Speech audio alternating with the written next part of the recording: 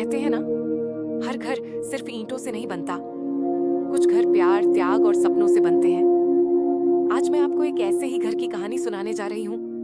एक ऐसा घर जहाँ कभी हंसी गूंजती थी, जहाँ माँ की ममता थी, पिता का संघर्ष था और बच्चों के सपने थे। इस कहानी का नाम है सपनों का घर। सुबह के 5 बजे थे। सूरज की हल्की हल्की किरणें घर की खिड़की से अंदर आ रही थी। सुमन सबसे पहले उठ चुकी थी। रसोई में चूल्हे की हल्की आवाज, चाय की खुशबू और मंदिर में जलता दिया। ये रोज की तरह एक साधारण सुबह थी, लेकिन इस घर की हर सुबह प्यार से भरी होती थी। सुमन ने धीरे से आवाज लगाई, रवि, उठ जाइए, ऑफिस का समय हो रहा है। रविकांत ने आंखें खोली।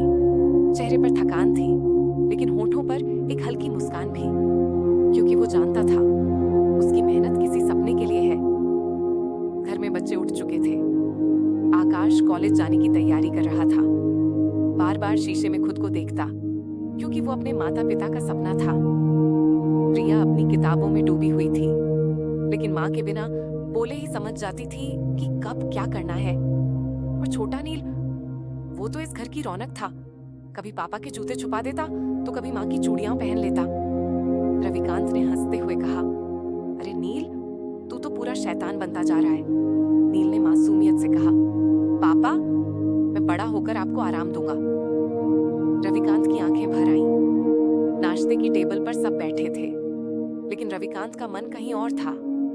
उसकी छोटी सी दुकान पिछले कुछ महीनों से ठीक नहीं चल रही थी। कर्ज बढ़ रहा था, लेकिन उसने यह बात कभी बच्चों के सामने नहीं आने दी। सुमन ने उसकी आंखों में देखा और सब समझ गई। उसने धीरे से कहा, चिंता मत कीजिए, जब तक हम साथ हैं कुछ भी असंभव नहीं है।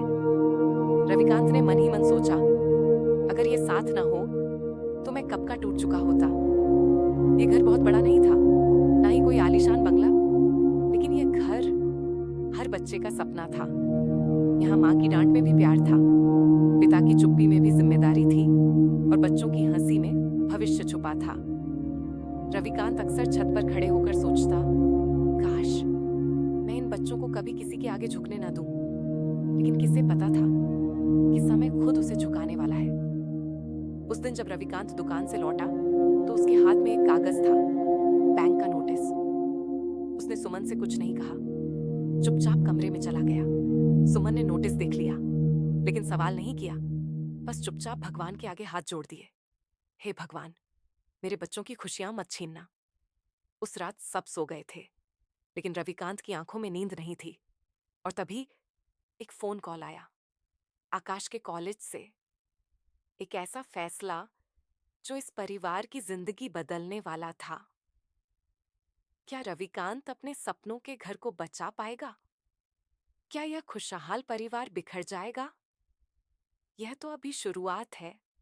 पार्ट 2 में कहानी और गहरी होगी।